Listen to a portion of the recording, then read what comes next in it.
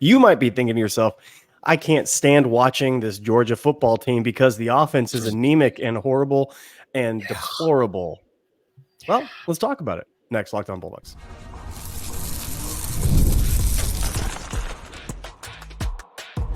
You are Locked On Bulldogs, your daily podcast on the Georgia Bulldogs. Part of the Locked On Podcast Network, your team every day.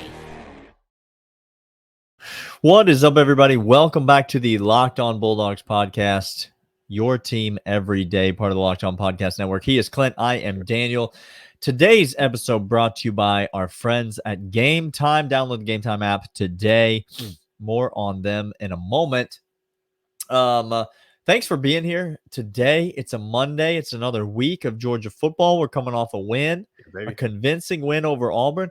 8 straight wins over Auburn. Little brother has never been littler than he is right now. Heading into a game against Mississippi State this weekend. And we appreciate you being here. Subscribe to the show. Thanks for making us your first listen of the day. Little things like that mean a lot to us. Thanks for being an everydayer. We know that so many of you out there are tuning in every single day, and that means a ton to us as well because, I mean, good Lord, I'm not sure why you're tuning in every day, but by golly, we appreciate it, and so thanks for doing it. We are talking today, as Clint mentioned, about the Georgia offense, and we're talking about the Georgia offense. This podcast, the tagline, Clint, again, for the people is, Tell them what it is. It's for fans. Okay, that's the first part.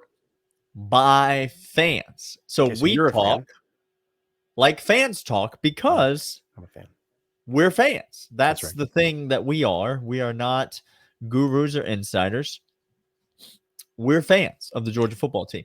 And we're talking about the Georgia offense because you are talking about the Georgia offense. Correct. Fans of the Georgia football team seemingly can't stop talking about the Georgia offense. Now, Georgia offensive coordinator Mike Bobo is never lacking for garnering the opinions of the Georgia fan base. Like, he always finds himself in the middle of several criticisms and some praise, and some people feel strongly about Mike Bobo. Yep. But this year, this Georgia offense is a bit different. I've said it on the show before. Georgia's just not the kind of offense that we've had in previous years, and we need to accept that. We need to get used to that. Well, I appreciate this. Georgia fans have said, no, we're not going to accept that. We're not going to get used to that. Mike Bobo is a piece of literal human garbage. Correct. Yes. And we must dispose of him as quickly as possible in the nearest receptacle. And I think that's what's wild to me is hearing all dog fans, which we are a part of. So it's a collective whole on this one, y'all. It's fine.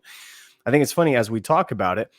We will say things like, well, Kirby's presser says, hey, fans, I need you to show up. I was really disappointed for the first time since I've been here in the fans. And we say, how dare you? We pay tickets. You put a better product on the field, and then I will cheer. I just have a very simple question for everybody in this. It's a we. I'm asking myself this. I'm asking you to consider it as well. As we look at that, we say, how dare Mike Bobo? I'm just going to ask, do you believe that Arkansas has had success to cheer for in the last decade, 15 years? Nope, they have not. Since Bobby Petrino showed up in a neck brace? Oh, gosh. College football is the best thing in the world. It's literally better than any drama you could ever write. It is stranger than fiction. No, Arkansas had nothing to cheer for over 10 years, 15 years. They were loud as all get out against Tennessee. Do you think name the school that has had sustained success when Georgia had no one, and we come in saying, when there's a better product, then I will cheer. Until then, I don't want to hear it. And I just want to ask you, this coming week when Alabama plays again, do you not think fans are going to rip Kalen DeBoer a new one tomorrow on Feinbaum, and then go to the stadium and cheer and show up and cheer? Do you not think Ole Miss fans showed up and cheered? What you're saying, fans, what we are saying is, when that's the case, other schools have better fans than us. That's what you're saying. What you're saying is, I will cheer when it's a better product. What you are saying is Arkansas has better fans than you. Spoiled entitled, privileged. Like, these are out of touch with reality. Like, these are words that I don't think are inappropriately being used to describe Georgia fans. Success fatigue is the nice way to put it. We have run up against an absolute heater in these last few years, and that's great. Yeah. Don't take it for granted. No. Be excited about it. Appreciate it. But don't forget that that's not why you're a fan of this team, because they win. You're a fan of the team because you're a fan of the team. If you're a fan of the team because they win, you might as well trade it in for like a Steph Curry Golden State Warriors jersey at this point, because like that's all you are. Like, you're just a hop-on. I'm a Georgia football fan and a Duke basketball fan. You got to watch out for hop-ons, Clint. I don't know if you know that, but you're going to get a lot of hop-ons, okay? It's different when they get invited in by somebody on the inside. You don't want to be one of those people. Like, you don't want to be a Johnny-come-lately. So, Georgia fans, first of all, don't be that guy. No. Be the person that says, I'll cheer when there's a better product on the field. Is the product of the Georgia offense this year as the product of the Georgia offense was last year? No, it's not. Nope. It absolutely is not. Are there a multitude of factors of why that is? Yes, there are a multitude of factors of why that is, many of which we will talk about in segments 2 and 3. But I think the important thing to rest on right now is that does not preclude you from being a real fan. So don't be that guy. Don't be that person. Whatever your thought and opinion is of Mike Bobo, I hope that you will listen to a little bit of logic and reason. We are not going to be Mike Bobo defenders on this podcast.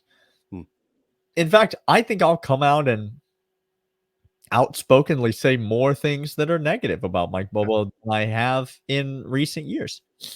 But we are going to present you with facts, not feelings. There you go. But facts about who the Georgia offense is and why the Georgia offense is the way that they are. And those facts will always be more important than how you feel about the most prolific offensive coach that Georgia has ever had. And we know Athens. Todd Monken was our OC. I'm aware. He's aware. We're all aware. He's not more successful than Todd Monken was. Correct. But he is more prolific than Todd Monken was as the offensive coordinator. And so we'll be back in segments 2 and 3. We're going to break down this Georgia offense. What do the numbers say? Who are we? Who are we not? Where are we good? Where are we not good? All of that and more coming up right after these. When you're hiring for small businesses, you want to find quality professionals that are right for the role. That's why you have to check out LinkedIn Jobs. LinkedIn Jobs has the tools to help you find the right professionals for your team faster and for free. If you're looking for a position and you want to go ahead and get on it, LinkedIn is a place to go. Daniel and I love finding places and people that are great. LinkedIn is a spot where we go to find just that. It's not just a job board, helps you hire professionals you can't find anywhere else. Over 70% of LinkedIn users don't visit other leading job sites. So if you're not looking on LinkedIn, you're looking in the wrong places. LinkedIn, 86% of small businesses get a qualified candidate within 24 hours. Hire professionals like a professional on LinkedIn. LinkedIn knows small businesses wearing many hats. That's why 2.5 million small businesses use LinkedIn for hiring. Post your job for free. LinkedIn.com/lockedoncollege. That's LinkedIn.com/lockedoncollege. Post your job for free. Terms and conditions apply. Facts are important as we talk about the offense. Now, what we will say is we're going to present you with the information. We're going to present you with things. Context is key with all of this. We're going to give you everything. We're not going to cherry pick. We're not going to say, but here. Look, yes, offensive coordinators are in charge with the game plan, and coaching and position coaches are up to coaching the players at the position. So I think what's important about this is the Mike Bobo hate comes down to his play calling and scheme and boring vanilla offense. That's what I've heard from every single one of us. It's not about his ability to coach up, talent, develop anybody. As a matter of fact, if we saw anything from that, his disdain that he carries because we're saying, well, he's going to run the ball on 3rd and long. We just know that for a fact. And in certain situations, he makes a very predictable, very mundane, very boring offense. That the play call and scheme is the problem. Now, we've talked about this with Stetson Bennett. We're going to liken this, I will, to the Stetson Bennett hate. People said, well, he's not a 5-star. How can you ever like Stetson Bennett at quarterback? He's not a Lamborghini. And then we'll talk about, well, I would love to have CJ Stroud. How many national championships did CJ Stroud win? No, 0. Okay. How many did Stetson Bennett win? Stetson Bennett won back-to-back, and he's a Honda Accord. I don't care. It gets me from point A to point B. Daniel, as you're talking, Daniel, we're gonna make sure that we're saying he's a Honda Accord, but you probably will say you're fine with a Honda Accord. Well, only when the Honda Accord wins the offensive MVP in both national championship games and all 4 college football playoff games that he plays. Do you see what we're trying to say? So that's the context I want to set. Let's start with, where does Mike Bobo excel? Like, where do we like what we see out of this Georgia offense? Let's not even limit it to Mike Bobo. Let's just talk about the Georgia offense objectively, and then we'll say, is that Mike Bobo or is that something else? Fair? I think that's great. The Georgia offense ranks 4th nationally in opponent adjusted offensive efficiency, which is just a lot of words to basically say, given who you've played, because we know there are some people who have not played nobody. Like, we get that. Ohio State, we see I see you.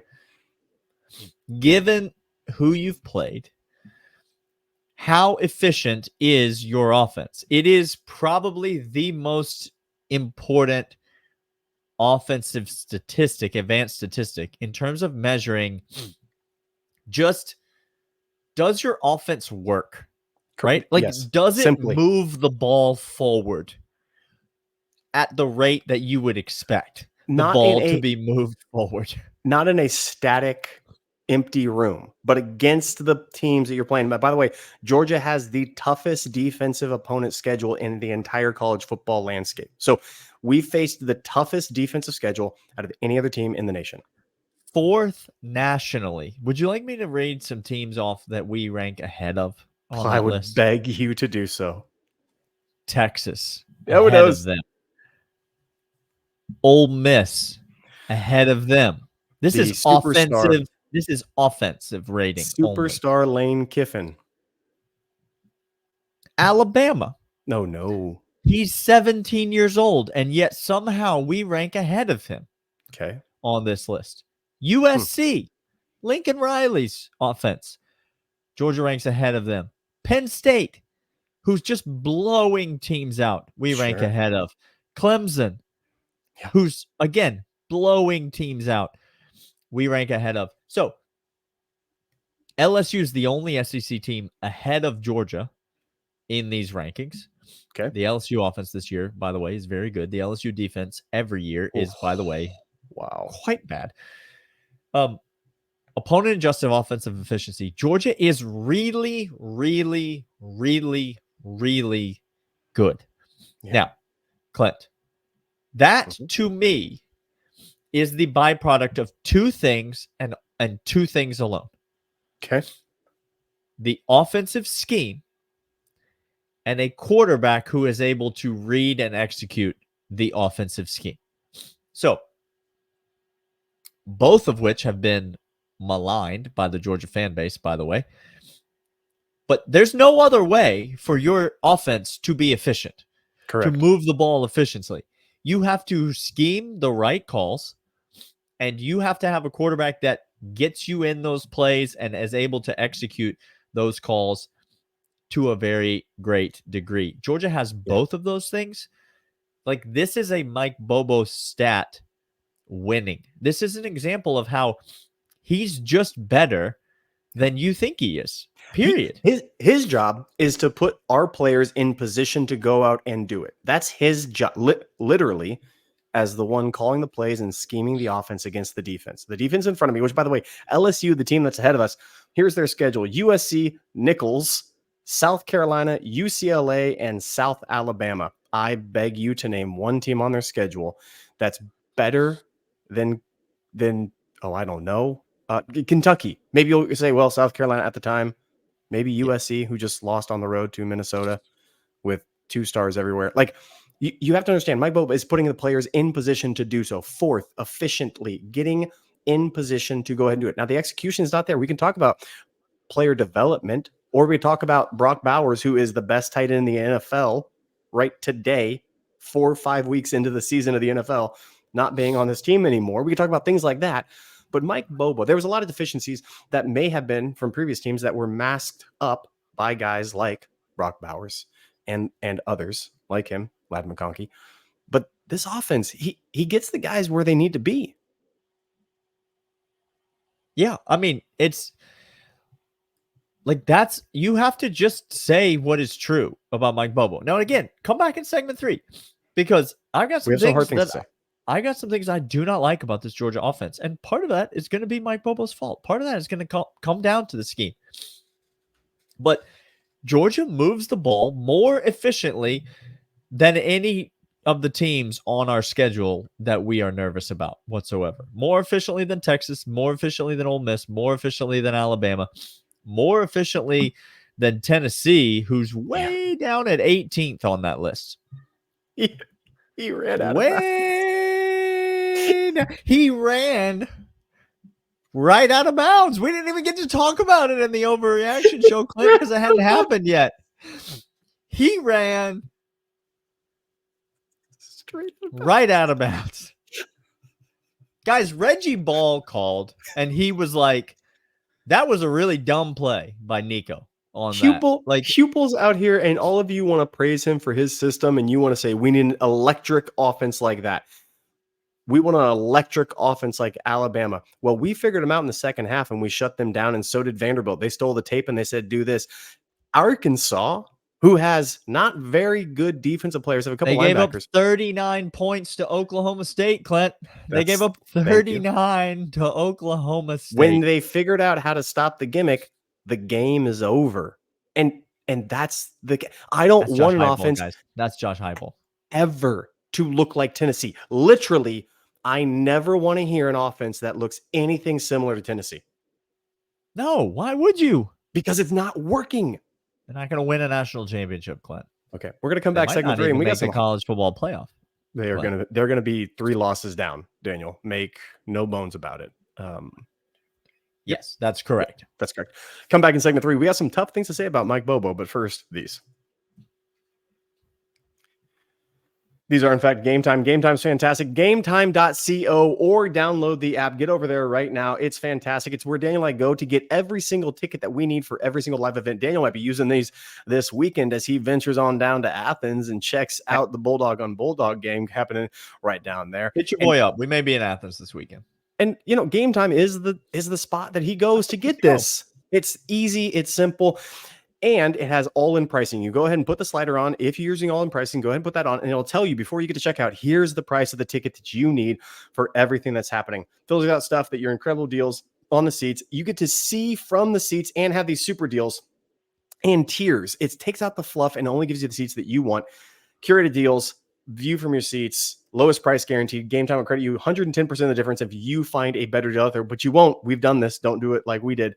Take our word for it. Take the guesswork out of buying tickets for Game Time. Download the Game Time app, create an account, use promo code LOCKEDONCollege, $20 off your first purchase. Terms apply. Again, create an account, redeem code LOCKEDONCollege, $20 off. Download Game Time today. What time is it? Game Time. Let's do some tough love now. Right out of bounds, Clint.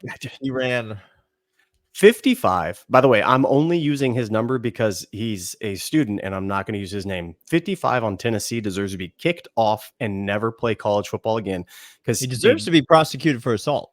He deliberately went for the knee, lower extremity leg of Arkansas's quarterback. It was disgusting. It was despicable. That's Tennessee. You know you're beat. You're undisciplined.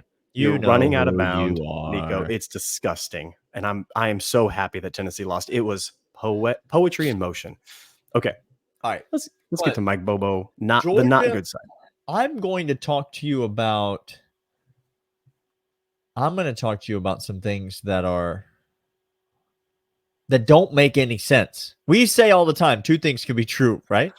We do. Is that sometimes it doesn't make any sense for 2 things to be true at the same time. Okay. And yet they are. I just told you that Georgia moves the ball more efficiently than the vast majority of teams. 4th nationally in adjusted opponent offensive efficiency.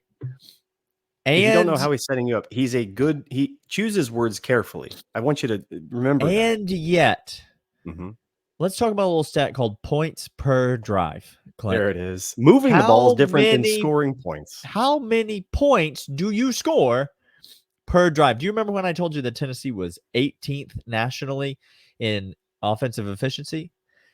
Well, Tennessee is 3rd nationally in points per drive, meaning when Tennessee gets the ball, they score some daggum points. Texas, 2nd nationally in points per drive. Ole Miss, 7th nationally in points per drive. Alabama, 10th nationally in points per drive. You haven't said Georgia yet, so 49th nationally. Okay, that's problematic. 4th nationally in efficiency. 49th nationally in points per drive. This is why you don't think the Georgia offense is very good, y'all. Correct. Because they move the ball, but they don't get no daggum points off of it. Clint, offense is about scoring points last time I checked. Correct. And this offense doesn't do it nearly enough times. That's true. First downs are nice for field position. They help the defense out. There is reason to move the ball even without scoring. Okay? It's not like it's totally wasted. But you don't score points. That's the point of the offense. That's the whole reason that you're out there. And Georgia's not scoring points. 49th nationally in net points per drive. Clint, that is abysmal. Let me take you over to... So that's one thing that Georgia's offense doesn't do. And again, hear us say, that's unacceptable. Oh, of course it's unacceptable. Well, we were going to get blamed. I'm just trying to get ahead of it. Second thing the Georgia offense doesn't do, yards per play. This is a metric that essentially measures the explosiveness of your offense, right? Because if you think about it, if all of your plays are 3 yards in a cloud of dust, correct, your yards per play is going to be 3. But if you throw some 70-yarders in there, some 50-yarders in there, so like that's bringing the average way, way up. Correct. You remember, Georgia does move the ball efficiently. Very. But again, I'll go back to the top of the list. Texas, 3rd in yards per play. Tennessee, 4th in yards per play. Ole Miss, 5th in yards per play. Alabama, 7th in yards per play. These are all the teams, the same teams that are at the top of the best offenses in college football, right? You notice they're at the top of all of these metrics. Let me scroll down here. 50th nationally in yards per play. Clint, the number is 6 yards like per play. 6.06. 6.06 yards per play. Now, you look at this again. So we are efficient in the defenses we faced. We're able to move. No, I'm sorry. Stop everything. The number is 0.4. 0.5, essentially, yards per play. Well, that's gross. Yeah. That's gross. Now, here's I set this up with the context of this. That's unacceptable. Two things can be true. That's unacceptable. We need more points scored when we have the ball, and we need more yards per play. And if you look at the other offenses, and it sets them up for losing a game like Alabama just did, like Tennessee just did, because if you don't have the big plays, which big plays, they called 50-50 balls because it's a coin flip. It's called big hitters because you have to take a shot. It's called downfield because you don't know if it's going to work. Mike Bobo, Kirby Smart, and the defense and how we work is we want more security and more guaranteed. It's why Frazier's not playing.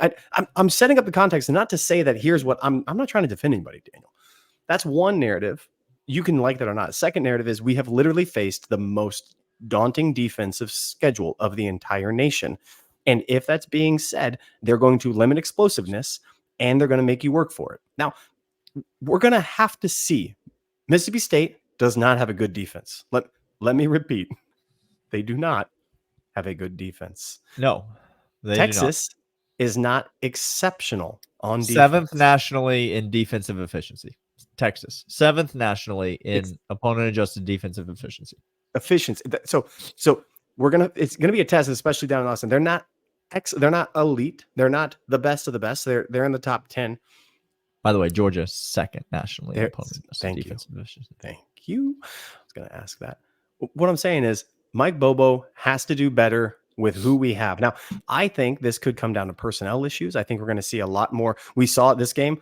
Lucky is going to get a lot more run in passing situations at the tight end. Period. That's it. Okay. Boy, Frazier is going to get more reps. Period. We're seeing that already. We saw in the second half, Branson did not get much run. Frazier did. We're going to see London be healthy and out there, which is going to change the offense. I know that doesn't make much sense for a slot guy or a guy who might be on the outside, who's a speed seeker, who has caught a couple of balls here and there. He changes the defense. Guys, I think we're going to see an uptick. We have to. The efficiency is there. We're moving the ball. Now we need to put points on the scoreboard, and explosiveness. Those two you can complain about. Please do. That's fair. Yeah, and part of that is on Mike Bobo because you have who you have, but you're not finding ways to get them open. And in some cases, you're not playing the right guys. To your point, Clint, like we're trotting out Branson Robinson out there, not to pass pro, no, but to run the football. We're trotting out a guy who's not nearly as good at running the football as Nate Frazier to run the football. Correct. Down after down after down. That's on you, Mike Bobo. Like that's the coordinator. Part of it, though, is there just ain't no dudes on this Georgia offense. Not right now. I don't know how many times I have to say it. Who's the deep threat on the Georgia offense? Arian Smith? Please do not joke with me anymore. I can't. Dylan Bell is not a deep threat. Nope. Dom Lovett is not a deep threat. Nope. Colby Young is not a deep threat. Those are our three best receivers by a mile. London might be. He has to, but he's doing seam work. It's going to be play action over the middle, getting him in space and running. But we're going to see. We're going to see. There ain't no Lad McConkey. There ain't no Brock Bowers on this team. There ain't no A.D. Mitchell on this team. They just don't have the dudes. And so, yes, you can say what you want about Mike Bobo, and a lot of it is justified. Georgia's not converting in the red zone. They're stalling out. Drives are stalling out. That's why the points per drive numbers are down. And part of that is scheme. A lot of that is play calling. If I'm going to give him credit for efficiency, I have to take away from him for the points per drive. But a lot of this explosiveness stuff is just like they just ain't there. Like these guys aren't. Do you remember that time Anthony Evans got targeted? Nope. I don't. Me either. No, I don't. I don't remember it. He's out there, but they don't throw him the ball. Like they're not. Carson Beck's not looking at him. So we got to see something in terms of scheme. It's coming. I saw a new thing. I saw a new thing when Mike Bobo dialed up that 2-man route specifically for Lawson Lucky to get that ball over the middle. I thought to myself, he's learned. He knows. We're going to start seeing more of those dialed up for specific people. If not, I might be coming with you, fans, on calling for somebody's head. If we don't start seeing that, then I will listen. Right. Because every time Oscar Delp runs out there on a route, it's a waste. It's a waste. Every time Lawson Lucky's not on the field on a pass play, it's a fireable offense to me. Like these are just the facts. I said those three guys are our three best wide receivers. Our fourth best wide receiver is Lawson Lucky. Again, like not particularly close. No. So we got to find some deep threats. We got to find some explosiveness. We got to find a way to convert in the red zone. This offense has a chance to be really good because in certain ways they are really good. You're right to be disgruntled, Georgia fans. You're not right to be an entitled prick and not cheer for your team, though. So maybe clean that up. And then we'll be good to go. How about that? It's been Locked On Bulldogs, part of the Locked On Podcast. Your team every day. We love y'all. For fans, by fans. We'll see you guys next time. See ya.